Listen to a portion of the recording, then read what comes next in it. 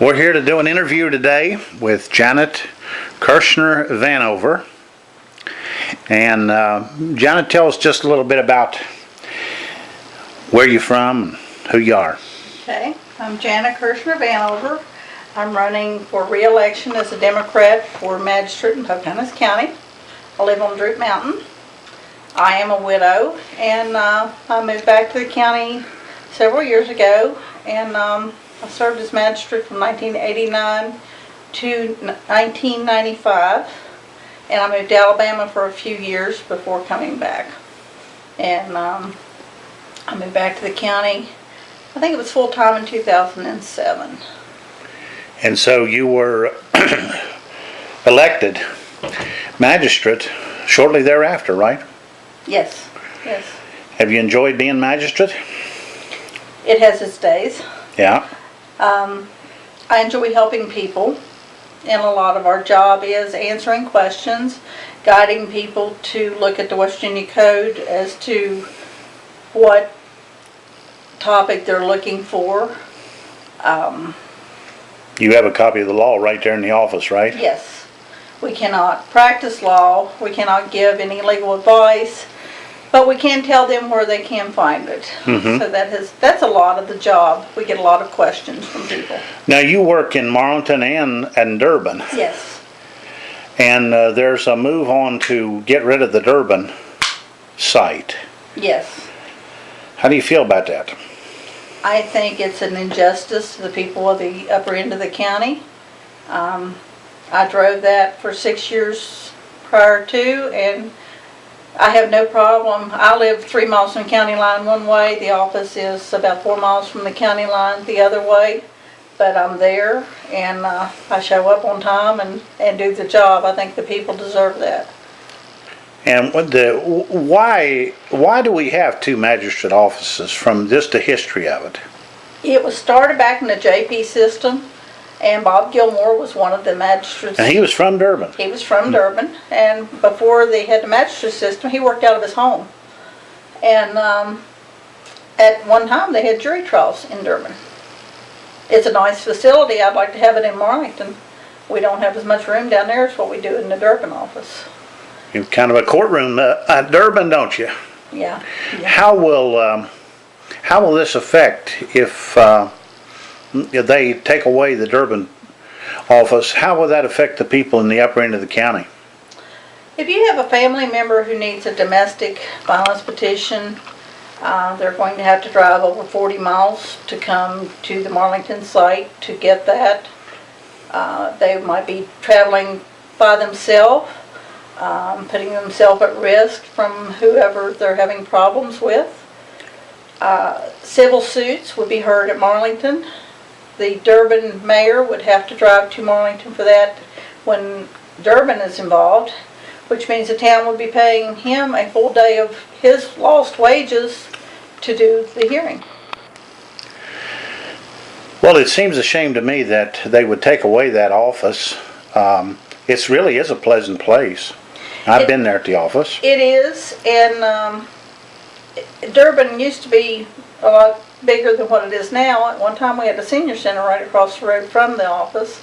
Instead of going to lunch, I'd go over and serve seniors lunch and help them out a little bit. Well, they had a clinic there that's been We had a moved clinic, down to Greenbank we now. had several stores, and it's, as any small town America, the Walmarts are driving them out, but There's no real reason why we can't have an office up there, right? no. It's this is coming from the Supreme Court, and I read last Sunday that one of the justices is trying to cut the judicial budget, and they're looking at mental hygiene as a way of doing that and trying to get a different system there. And they've cut out several of the satellite offices, but several of the satellite offices are 10 miles from the main office, so this county is one of the largest that we have. Not only the largest, but it's the greatest degree of separation between even the two offices you have. Yes, it's 40 miles. 40 miles. Now, of course, they don't have civil trials up there, I guess, because the difficulty with having a bailiff on duty.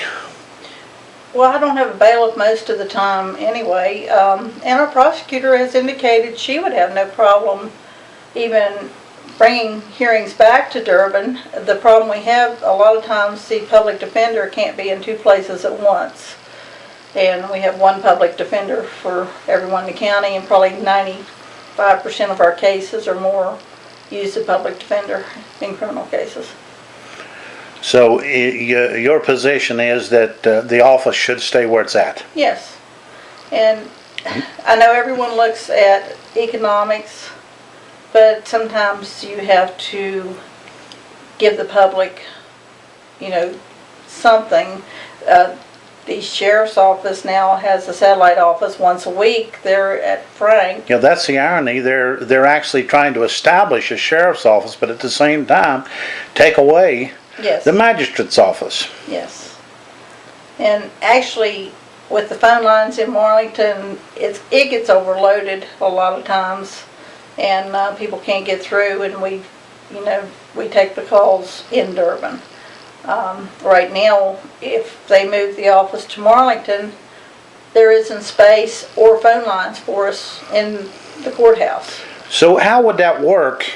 How would that work in Marlington if both magistrates were there? What's the procedure there? Would you both be there at the same time? Yes. We would be there, and one would be on call. I don't think a lot of people understand the difference between being on call and being literally there. Can you tell us about how that works? When you're on call, you might as well be in the office. I was on call this weekend and started out at 8:30 on Saturday. I left the office about 2. I was back at 5, and it was after 10 when I left the office again. Then I had to come out on Sunday to do an arraignment with someone who'd been jailed the night before. And you're always on call for DVPs, domestic violence petitions, felony warrants, search warrants. So with as many officers as we have in the county now, when you're on call, you're working. And the way it is now, we work in the Marlington office and we're on call that week, and then the other week we come to the Durbin office. And even if they would close the Durbin office, we would still be working. It's just one of us would be on call and the other would not. So there may be 2 offices. Will you all still do this rotational thing? Yes. You would still rotate? Yes. In other words, there would be a week you would be in the office, and then a week you'd be on call, and No. then... No, we would probably be in the office, but we would be on call. We would rotate the on call. So we'd have 2 magistrates down there at the same Yes. time. Yes. And the folks in the upper end would just have to make their way there. As some would say, they just have to suck it up and drive down. Yeah, it really seems a shame. There's always been such an outcry that the upper end doesn't get enough support from the sheriff's office, and then we find out that they're thinking about taking the magistrate office away. It just doesn't seem fair at all, does it? No, and actually when they decided to do this, they gave us, I think it was 3 weeks notice. They were planning it in January. Yes, it would be going, wouldn't it? I've got the letter posted where it would have been going. And I called and asked them if they realized that we only have one assistance desk in Marlington and no room for another one, and we could not have any more phone lines. So they have given the county commission until June to get this matter taken care of. Which means to get rid of the... Yes, and I Durbin know office. that our Commissioner Fleming is working to try to get them to change their mind on closing the office. Well, is this a sort of a universal thing with the magistrates? Both of you all agreed on this? I really don't know. With the way we work, Kathy and I don't have a lot of time to talk. If we talk, it's regarding something that happened that the other one's taking over, so it's not something that's even come up for discussion. Right. So you don't really know where she stands No, on I it? don't. You'd have to ask her. Okay, we'll see about that. wanted to also ask you, are you at liberty to discuss that camera issue up there? Yeah. What was the deal with the cameras? Had you ever had a problem where you had to have a camera? No. I've never felt threatened in the office. We have the 911 panic buttons that we can push.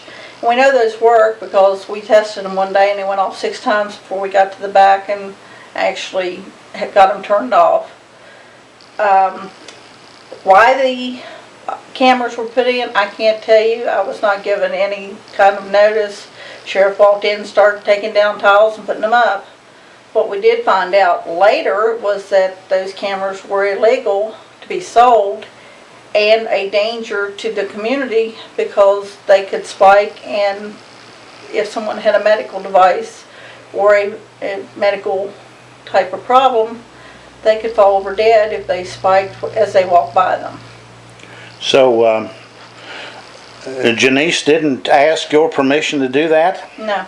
He was not responding to a complaint by you? No.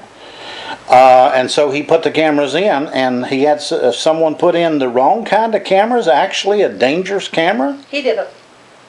He and one of his deputies. Oh, really? Mm-hmm. Now, we're talking about David Janice did that. Yes. In all the years that you had had experience with the magistrate office, there had never been a camera there, had they? No. And Now, I don't allow them in my courtroom to start with. Right. As you know. Oh, yeah, you've told me. Times. That's right. Even in the rainbow case, I said no. So what did this do? What did this do if this was quite a breach of security at the Durbin place? Because where were these cameras going to? These were cameras that were taking an image. Were they going down to Marlton? I don't know. I was never told other than I know they had a laptop computer, and the sheriff made the statement they had never been connected, but yet when we took a picture of the cameras, someone yelled at him over the radio that we were taking pictures of the cameras. So someone had to be able to see it. Yes, and somebody was listening probably too, weren't they? Well, it had audio on it. He assured the judge he would not use anything with the audio.